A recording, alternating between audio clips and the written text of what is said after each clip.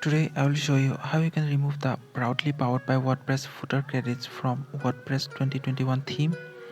Now to remove this footer credit, first go to your WordPress admin.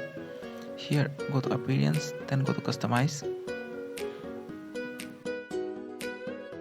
Now go to additional CSS. Here enter the CSS code given in the description of the video.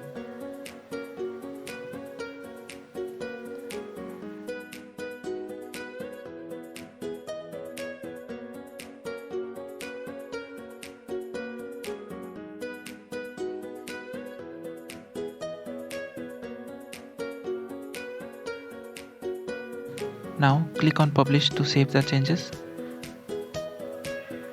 Refresh the page.